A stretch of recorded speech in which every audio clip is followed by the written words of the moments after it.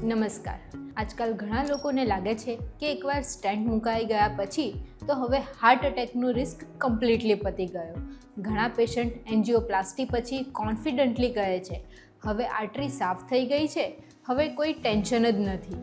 પણ સાચી વાત એ છે કે સ્ટેન્ટ મૂક્યા પછી પણ હાર્ટ અટેક આવી શકે છે અને આ એવી રિયાલિટી છે કે દરેક હાર્ટ પેશન્ટને સમજવું બહુ જરૂરી છે. સૌથી પહેલાં સિમ્પલ લેંગ્વેજમાં સમજીએ કે સ્ટેન્ટ એકચ્યુઅલીમાં કરે છે શું.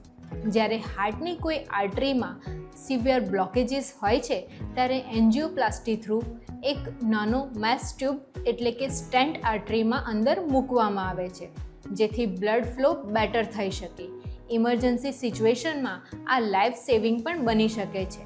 ચેસ્ટ પેન ઓછું થઈ શકે છે, બ્લડ સપ્લાય ઇમ્પ્રૂવ થઈ શકે છે અને હાર્ટ મસલને ડેમેજથી બચાવી શકે છે. પણ અહીંયા સૌથી ઇમ્પોર્ટન્ટ પોઈન્ટ સમજવો જરૂરી છે. સ્ટેન્ટ એક સ્પેસિફિક બ્લોક એરિયાને ઓપન કરે છે, પણ હાર્ટ ડિસીઝના રૂટ કોઝને ઓટોમેટિકલી ખતમ નથી કરતું. અને હાર્ટ ડિસીઝ ખાલી પાઇપ બ્લોકેજની પ્રોબ્લેમ નથી હોતી. આજે મેડિકલ સાયન્સ પણ હાર્ટ ડિસીઝને એક ક્રોનિક ઇન્ફ્લામેશન અને મેટાબોલિક ડિસીઝ તરીકે જુએ છે. એટલે પ્રોબ્લેમ ખાલી કોલેસ્ટ્રોલ જમા થવાની નથી, પણ બ્લડ વેસલ્સથી અંદર ઓનગોઈંગ ઇન્ફ્લામેશન, સુગર ડેમેજ અને ઓક્સિડેટિવ સ્ટ્રેસ અને એન્ડોથેલિયલ ઇન્જરીથી પણ હોઈ શકે છે. તમે ઇમેજિન કરો, જો ઘરની એક પાઇપ બ્લોક થઈ હોય અને પ્લમ્બર એ પર્ટિક્યુલર સ્પોટને ઓપન કરી દે છે, એનો મતલબ એ તો નથી કે આખી પાઇપલાઇન ફ્યુચરમાં ક્યારેય બ્લોક નહીં થાય. બિલકુલ એ જ કન્સેપ્ટથી હાર્ટ આર્ટરીઝમાં પણ એ જ અપ્લાય થાય છે.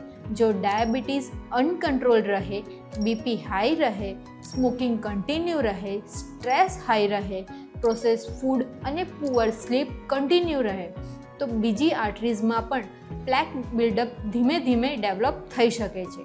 એટલે સ્ટેન્ટ પછી ફ્યુચર હાર્ટ અટેકનો રિસ્ક કમ્પ્લીટલી ઝીરો નથી થતો. હવે એક ઇમ્પોર્ટન્ટ અને ડેન્જરસ વસ્તુ સમજો, સ્ટેન્ટ થ્રોમ્બોસિસ. કેટલીક વાર સ્ટેન્ટની અંદર જ ક્લોટ ડેવલપ થઈ શકે છે, એસ્પેશિયલી જો બ્લડ થિનર મેડિસિન્સ ઇરેગ્યુલર થઈ જાય અને આ condition emergency heart attack trigger કરી શકે છે. એટલે ડૉક્ટર્સ એન્જિયોપ્લાસ્ટી પછી બ્લડ થિનર મેડિસિનને બહુ સિરિયસલી પ્રિસ્ક્રાઇબ કરે છે. પણ અનફોર્ચ્યુનેટલી ઘણા પેશન્ટ થોડું બેટર ફીલ કરતાં જ મેડિસિનને સ્કીપ કરવાનું સ્ટાર્ટ કરી દેતા હોય છે. કેટલાક લોકો ઇન્ટરનેટ એડવાઇસ જોઈને બ્લડ થિનર બંધ કરી દે છે, કેમ કે એમને એવું લાગે છે હવે તો બ્લોકેજ ખુલી ગયું છે. આ બહુ રિસ્કી મિસ્ટેક બની શકે છે. એસ્પેશિયલી પહેલાં 1 વર્ષમાં મેડિસિન ડિસિપ્લિન બહુ ઇમ્પોર્ટન્ટ હોય છે. હવે એક બીજો હિડન ઇસ્યુ સમજો. ઘણા પેશન્ટનું ફોકસ ફક્ત કોલેસ્ટ્રોલ નંબર પર હોય છે, પણ આજકાલ સ્ટડીઝમાં આ પણ બતાવે છે કે chronic inflammation, high triglyceride, insulin resistance અને વિસરલ ફેટ આ પણ હાર્ટ ડિસીઝના પ્રોગ્રેશનમાં મેજર રોલ પ્લે કરે છે. એટલે ખાલી સ્ટેન્ટ મુકાઈ જવું એ ઇનફ નથી. આખું મેટાબોલિઝમ ઇમ્પ્રૂવ કરવું ઇમ્પોર્ટન્ટ હોય છે. આયુર્વેદમાં પણ સ્ત્રોતોરોધ એટલે કે સર્ક્યુલેશન બ્લોકેજ અને ઇમ્પેર્ડ ફ્લોનો કન્સેપ્ટ એક્સપ્લેન કરવામાં આવ્યો છે.